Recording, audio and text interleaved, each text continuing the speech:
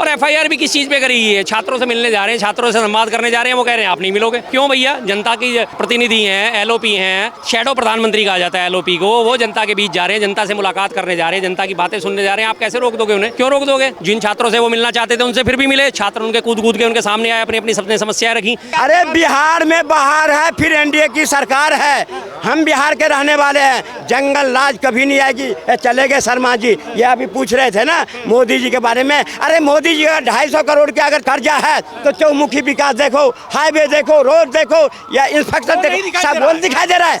ये कांग्रेस के अंधे लोग हैं। बिहार में जाना राहुल गांधी को क्या भारी पड़ गया, क्योंकि उनके ऊपर एफआईआर हो चुकी? देखिए जी, एफआईआर छोटी मोटी एफआईआर कर करके राहुल गांधी जी को डराना चाहते हैं। राहुल गांधी वो व्यक्ति नहीं है जो ऐसी छोटी मोटी चीज़ों से डर जाए। एक बड़ी पुरानी कहावत है, जैसे अभी बारिश हुई है तो बारिश देख के मुझे याद आ गया कि वो कहते हैं ना कि छलनी के रोके जो है मेघ नहीं रुकते। छलनी जिसमें छेद होते हैं लगातार, अगर आप उसे ऐसे कर दोगे तो मेघ रुक जाएगा या बारिश रुक जाएगी, वो नहीं होने वाला। पानी फिर भी निकल के बहेगा ही बहेगा हर हालत में उसमें। तो वो चीज़ है, छलनी के रोके मेघ नहीं रुका करते। हाँ, चुनाव में अभी थोड़ा समय है, लेकिन गर्माहट पूरी है। और एफआईआर भी किस चीज़ पे करी है? छात्रों से मिलने जा रहे हैं, छात्रों से संवाद करने जा रहे हैं, वो कह रहे हैं आप नहीं मिलोगे।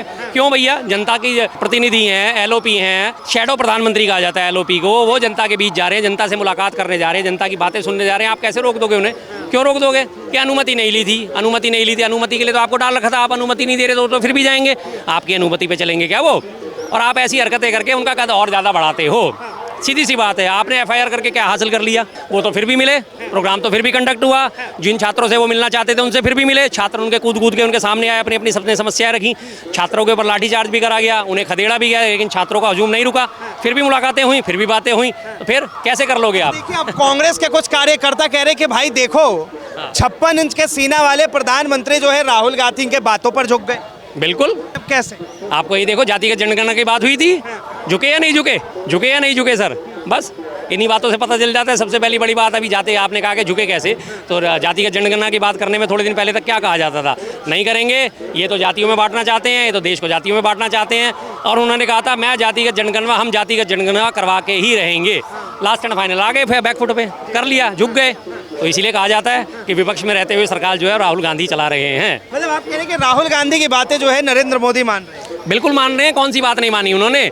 कोविड जब आया था, शुरू चलो 4-5 साल पहले हम चलना शुरू करते हैं, कोविड आया था, कोविड के हाट हो गई थी। सबसे पहले उन्होंने कहा था कि देश में बहुत बड़ी महामारी आ सकती है, सुन लीजिए, ध्यान कीजिए, आने वाले जो है विदेशों से फ्लाइट है उनको रोकिए, वरना देश में महामारी फैल जाएगी। लेकिन ये अपना ऑपरेशन मध्य प्रदेश चलाने में व्यस्त थे, हाउडी ट्रम्प करने में व्यस्त थे, तब उनकी बात नहीं सुनी। लेकिन जब वो इनका हाउडी ट्रम्प और वो जो मध्य प्रदेश की सरकार तोड़ने का काम पूरा हो गया था, उसके फ़ौरन बाद ही एक्शन लिया था या नहीं लिया था? सारी फ्लाइटें बैन करी थी, देश में अपना कर्फ्यू जैसा माहौल पैदा कर दिया था, लॉकडाउन लगाया गया था या नहीं लगाया गया था? मानी या नहीं मानी? उन्होंने कहा था किसानों का कानून काला कानून है, इसे आपको वापस लेना पड़ेगा। 1 साल तक किसान भी धरने पे बैठे रहे।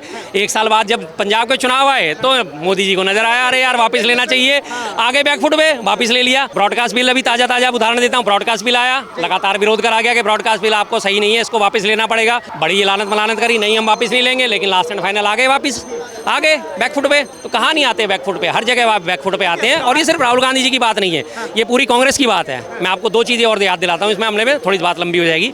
मनमोहन सिंह जी की सरकार में आधार कार्ड की परियोजना स्वीकृत हुई थी कि सबके आधार कार्ड बनना चाहिए। मोदी जी ने क्या कहा था? आधार कार्ड, सबका निजी डाटा चुराओगे, सबकी जानकारी चुराओगे, उनके फिंगरप्रिंट चुराओगे, उनके रेटिना को स्कैन करोगे, सबकी जानकारियों में सेंध लगाओगे। आज एक भी योजना ऐसी बता दीजिए जिसमें आधार कार्ड की जरूरत ना पड़ती हो। एक भी कोई ऐसी योजना है जिसमें आधार कार्ड की जरूरत ना पड़ती हो? अपना लिया मनरेगा, गड्ढे खोदने वाली योजना है। इसमें क्या होता है, जनता को तुम गड्ढे खोदने के कामों में लगाओगे। और जब सत्ता में आते ही क्या कहा? कोविड के टाइम में मनरेगा के तहत हमने करोड़ों लोगों को रोजगार दिया। 7 रुपए से 13 रुपए की मजदूरी बढ़ा के हमने मनरेगा के मानदेय बढ़ाए। हमने मनरेगा के तहत कोविड काल में भी लोगों को काम दिया। आगे बैकफुट पे हर जगह वही अपना, जिसे मैं क्या बोलूं यार, अच्छे नहीं लगता, प्रधानमंत्री है। सीधा आरोप लगाए राहुल गांधी पे कि राहुल गांधी भैया जहाँ जाते हैं जात की बात करते हैं, ये जात में फूट डालने वाला काम करते हैं। बिहार में पहुंचे और बिहार में भी फिर से जो वह जाति करके चिल्लाने लगे। ठीक है जी, राहुल गांधी जी तो जाति की बात कर रहे हैं, तो फिर आपने जातिगत जनगणना को समर्थन क्यों दिया? क्यों दिया आपने? क्यों दिया? अगर आपको नहीं लगता है कि ये चीज गलत है तो टिके रहते हैं ना फिर अपने स्टैंड पे। अभी कुछ दिन पहले इनके सारे बड़बोले मंत्री जितने भी हैं सारे, सबसे पहले नाम आता है नितिन गडकरी जी का। नितिन गडकरी जी ने क्या कहा? जो करेगा जातिगत जनगणना की बात उसको पढ़नी चाहिए कसकर लात। अब बताइए नितिन गडकरी जी किसको लात मारी जाए? एक बार पहले भी आपके बड़बोले प्रधानमंत्री ने यही कहा था कि 2016 में मैं नोटबंदी कर रहा हूँ मित्रों, 50 दिन में अगर इसका फैसला ना दिखे तो मुझे किसी भी चौराहे पे ले आना, मैं चौराहे पे आके फांसी लगने को तैयार हूँ।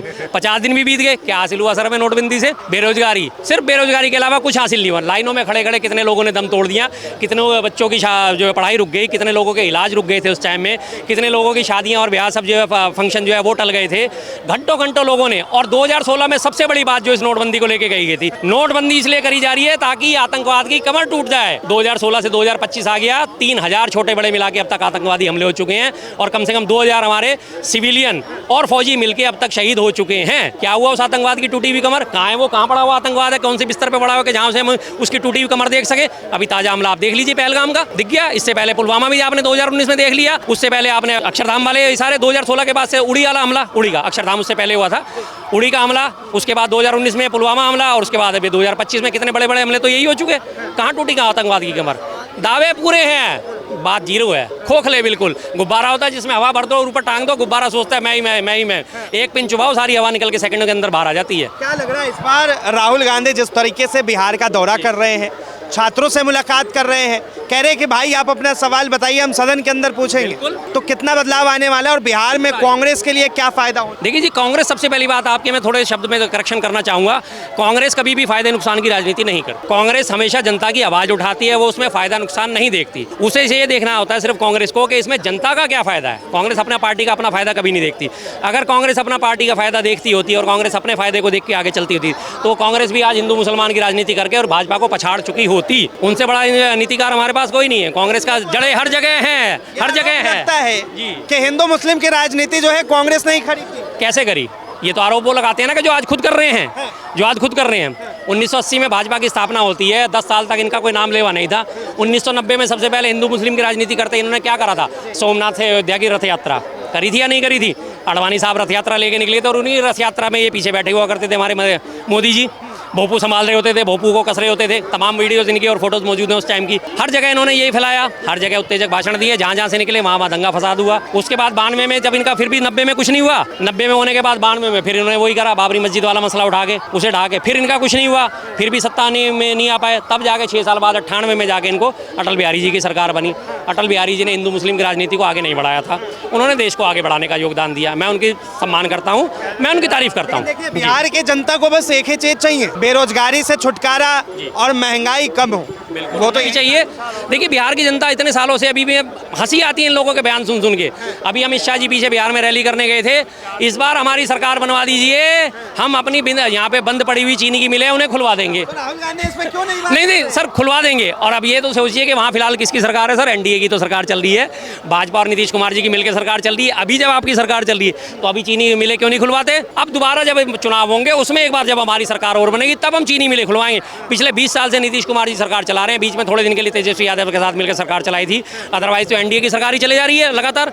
एनडीए वहाँ पे है, 20 सालों में एक भी आपने फैक्ट्री नहीं खुलवाई। एक सवाल, फैक्ट्री खुलवा दें। एक सवाल, दिल्ली के पूर्व मुख्यमंत्री अरविंद केजरीवाल दिल्ली वालों को पिंक ठेका दे रहे थे, महिलाओं को, और बिहार में जो है नीतीश कुमार ने महिलाओं को पिंक बसें दे दी। बिल्कुल बिल्कुल, फर्क नहीं, पिंक बसें दे दी हैं, फर्क अब क्या है उसका? आगे अमूलचूल उसमें परिवर्तन भी तो आना चाहिए। रही बात केजरीवाल साहब की, तो केजरीवाल साहब तो बसें चल रही है महिलाओं, पिंक बसें तो चल रही है, लेकिन उनमें सुविधाएं हैं, सुविधाएं तो दो। बसें चलाने में तो बसों का कलर बदलने में क्या जा रहा है? कलर बदलने में हमारे यहाँ भी पहले कभी एक बार शुरुआत में जब प्राइवेट बस ऑपरेटर्स को ठेका दिया गया था, रेड लाइन चली थी, फिर लगातार दुर्घटनाएं होने लगी, आगे निकलने की होड़ में रोज दुर्घटनाएं होती थी, तो रेड लाइन का बदल के उसको ब्लू लाइन कर दिया था कि रेड रंग जो है ना वो बड़ा उत्तेजक रंग होता है जिसकी वजह से दुर्घटनाएं होती हैं, उठा के ब्लू लाइन कर दिया। तो खाली रंग ही तो बदला, रंग रूप बदलने से क्या हैसियत बदल जाती है? रंग रूप बदलने से आज हम कुत्ते को कुत्ता ना कह के हिरण कहना शुरू कर दे, क्या उसमें हिरण के गुण आ जाएंगे? नहीं आएंगे। कुत्ता फिर भी भौंकेगा ही भौंकेगा, और हिरण को कुत्ता कह देंगे तो वो भौंकना की शुरुआत कर पाएगा। क्या समीकरण देख रहे हैं आपके बिहार में चुनाव में? क्या इंडिया गठबंधन आएगा सर, बिल्कुल आएगा। इंडिया कुछ कहेंगे? शर्मा जी का बहुत अच्छा स्टेटमेंट रहता है, जब डिबेट में खड़े होते हैं अच्छी अच्छी चीज़ें लेकिन बीजेपी की 2014 से आज के कार्यकाल तक कभी इनके मुंह प्रशंसा नहीं सुना। यहाँ ये चीज़ मोदी जी या उनकी पार्टी केवल ये इस चीज़ पर शिकायत है, और जो कुछ तथ्य रखते हैं वो ठीक ठाक रखते हैं, ये पब्लिक सब जान रही है। बिहार की बात अभी इन्होंने कहा तो बिहार में ना तो तेजस्वी ना लालू प्रसाद तो असमर्थ हैं, इस समय अब किसी लायक है नहीं वो, उससे चेहरा भी नहीं है। कह रहे हैं कि भाई शर्मा जी के मुंह से 2014 के बाद से कभी मोदी की एक तारीफ नहीं सुनी। तारीफ नहीं, हाँ, उनके अच्छे काम, उनके अच्छे काम कि क्या मोदी जी आदमी, मैं तो अज्ञानी आदमी, मुझे ये अच्छे काम गिना दो। अब उसके बाद प्रेस फ्रीडम इंडेक्स में हमारा नंबर 55 हुआ करता था, आज हमारा नंबर जो 180 देशों में 163वां पहुंच गया है। कितना अच्छा काम करा। 200 देशों के हैप्पीनेस इंडेक्स में हमारे देश का स्थान अब 153वां पहुंच चुका है। कितना अच्छा काम करा है सर, कितना शानदार काम करा है। विदेश नीति को ये सामने रखते हैं, आम पब्लिक सब पढ़ी लिखी नहीं है। चले गए। अरे बिहार के, अरे एक मिनट सुन तो लो। अरे आओ तो जाओ, आ जाओ, बहुत तब से भाषण दे दिए होंगे। अरे बिहार में बाहर है, फिर एनडीए की सरकार है। हम बिहार के रहने वाले हैं, जंगल राज कभी नहीं आएगी। चले गए शर्मा जी, ये अभी पूछ रहे थे ना मोदी जी के बारे में। अरे मोदी जी का 250 करोड़ के अगर कर्जा है तो चौमुखी विकास देखो, हाईवे देखो, रोड देखो या इंफ्रास्ट्रक्चर देखो, सब बोल दिखाई दे रहा है। ये कांग्रेस के अंधे लोग हैं, अंधे लोग हैं। जब विकास दिखेगा तब मोदी दिखेगा। वो गांव में जो बिजली गई, गांव में जो सड़क गया, गांव में जो शौचालय गई, गांव में जो आवास गया, गांव में जो सिलेंडर गया, वो दिखाई पड़ता है। ये तो वही देख रहे हैं, ये तो वही देख रहे हैं। 50,000 लोगों के पास सिलेंडर था और 400 रुपए के सिलेंडर देते, पेजर दे रहे थे, की फोन दे रहे थे। आधा से ज्यादा कांग्रेस आ जाओ कांग्रेस। अब मेरे सामने कांग्रेस के नहीं, बात बिहार के लोगों की। आज तक हिंदुस्तान के लोगों को पेजर और कीपैड फोन तक सीमित रखने वाले कांग्रेस देश को बताएगा। ट्रंप बोलता है, मीडिया बाद में बोलती है, 140 करोड़ लोगों के पास खत्म बोलता है। ये मोदी की देन है एंड्रॉइड फोन। ये देखेगा, ये दिखाएंगे विकास की बात। आज दुनिया नतमस्तक है मोदी का। क्यों? काम के बल पर में काम देखा है मोदी को। आज पाकिस्तान के अंदर जितने देर में चाय पानी करते ना, घर में नाश्ता करते, पाकिस्तान को निपटा दिया। यही तो होती है काबिलियत, ये होती है, वो दिखाई पड़ेगा। बातें कर, यही करते करते कांग्रेस को डुबाने वाला यही लोग है। राहुल कितना मेहनत कर लेता है, डुबाने वाला यही लोग है। राहुल गांधी कह रहे हैं कि भाई इस बार जो है बिहार की सरकार डर गई है, बिहार में मैंने कदम रखा और मेरे ऊपर 2 FIR गए थे वहाँ भाषण देने। इतनी भी भीड़ नहीं इकट्ठा हुआ जो वहाँ के जिला अध्यक्ष को निलंबित करना पड़ा। खड़गे भी निलंबित करे, राहुल गांधी भी निलंबित करे। इनके जो होते हैं एक पोलिंग एजेंट पर में 10 आदमी की टोली, 10 आदमी की टोली, उस 10 आदमी की टोली में 10 कार्यकर्ता जिस पार्टी का ना हो, वो क्या बिहार में सपना देख रहा है सरकार बनाने की? तो ऐसी पार्टी के जहाँ जाते हैं वहाँ चप्पल मार के भगाते हैं। पुलिस ये क्यों कह रही है कि भाई 144 का उल्लंघन हो गया, 163 का उल्लंघन हो गया राहुल गांधी के आने से? ये तो असम में भी गए थे ना हेमंत बिस्वा शर्मा के लिए। क्या कहा था हेमंत बिस्वा शर्मा ने? ओ मेन रोड से मत जाइयो, बाहर जाइयो, अगर गया इलेक्शन के बाद जेल में डाल दूंगा। डर के मारे पीछे पीछे रोड से गए थे। इनका काम है जाकर के कोई ऐसी बात करना और करे, वहाँ पर में FIR हो गई। एक प्रधानमंत्री को, मतलब विपक्ष का नेता डरता है? नहीं, बिल्कुल नहीं। आप काम वो करो जो विपक्ष के लायक हो। आप जाकर के प्रधानमंत्री को कहते हो तुम, और जब तुम्हें कहता है तो तुम्हें बुलबुले लग जाते हैं। तुम कहते वाह। तो बीजेपी वाले पप्पू कहते हैं। ये जितने विपक्ष में बैठे हैं इनको देश के कहते हैं कि नहीं कहते? क्या पप्पू कहते हैं कि नहीं कहते? पप्पू तो सारी दुनिया करे। आप क्यों पप्पू लायक काम करते हैं ना?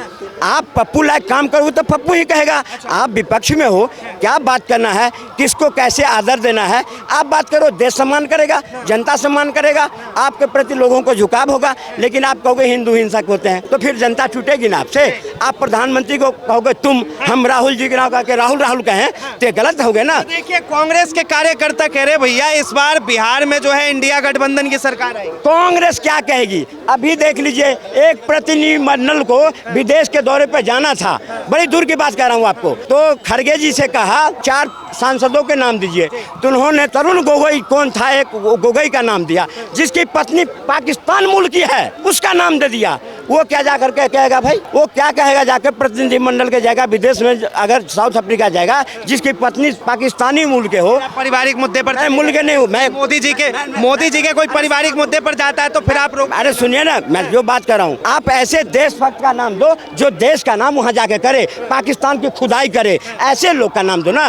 तो अगर उसमें शशि थरूर का नाम पार्टी ने जोड़ दिया जो मेरे तरफ से, तो उनके चौकन्ना हो गए। ये शशि थरूर को आपको हिमायत करते हो, तो उनको जवाब दिया गया कि राजीव गांधी जब प्रधानमंत्री थे तो अटल जी को यूं ने भेजा था कि आप यहाँ का प्रतिनिधित्व करेंगे। तो विपक्ष होने क्या, बिहार में कौन होने वाला है? ये आप सपना देख रहे हो? क्या देख रहे हो? आपको ये बिल्कुल घोषणा होना है और सरकार बनी हुई है, क्यों आप परेशान हो रहे हो? बिहार के लोग, बिहार के अंदर सरस्वती का निवास है। आप देखिएगा देश के किसी कोने में जाइए, हर IAS IPS बिहार के मिलेंगे। क्या वो बिहार इतना बुर्बक है जो फिर जंगल राज रहेगा? जिसने अपनी बेटी की शादी में शोरूम लुटवा दिया, रात को गाड़ी के शोरूम लुटवा दिया 5 बजे के बाद, लालू प्रसाद के राज में 90 की दशक की बात है। 5 बजे के बाद लड़कियां स्कूल नहीं जाती थी, पढ़ने नहीं जाती थी, घर के अंदर कैद रहती थी, वो जंगल राज था। क्या जंगल राज लाएगा? भूल जाए। वहाँ देखा है कि जब से नीतीश और NDA की सरकार आई है, बाहर है। रात को 2 बजे 3 बजे चले जाओ आप बिहार के किसी गांव में जाओ, पानी बिजली वो व्यवस्था है जो दिल्ली में नहीं है। आप बिहार की बात करते हैं, और ये कांग्रेसियों को तो काम में आकर के करना, पर कुछ भी कर ले बिहार क्या देश के किसी भी स्टेट में कांग्रेसी नहीं आ सकता। मैं आपको कहा गया आज 3 जयचंद को दावा कर रहे हैं, 3 दावा कर रहे हैं। मैं कर रहा हूँ। अभी 400 पार का भी मैं कर रहा हूँ। हिमाचल में भी चुनाव करा लो, भाजपा की सरकार आएगी। कर्नाटक में चुनाव करा लो, अभी भाजपा की। वही विपक्ष भी यही कहेगा कि 400 पार का दावा किया था, क्या हुआ? अब कहने की आवश्यकता है। अब जो देश की मुहिम है और एक बार और सर्जिकल स्ट्राइक होने वाला है, फिर तो देखिएगा देश में बाहर है, फिर नीतीश से फिर मोदी सरकार है। बहुत बहुत धन्यवाद तमाम जानकारी के लिए। तो ये आम जनता की राय है, इसे लेकर आपके क्या राय, अपनी राय जरूर दें। फिलहाल के लिए इतना ही। ऐसे तमाम खबरों के लिए देखते रहे वो न्यूज़।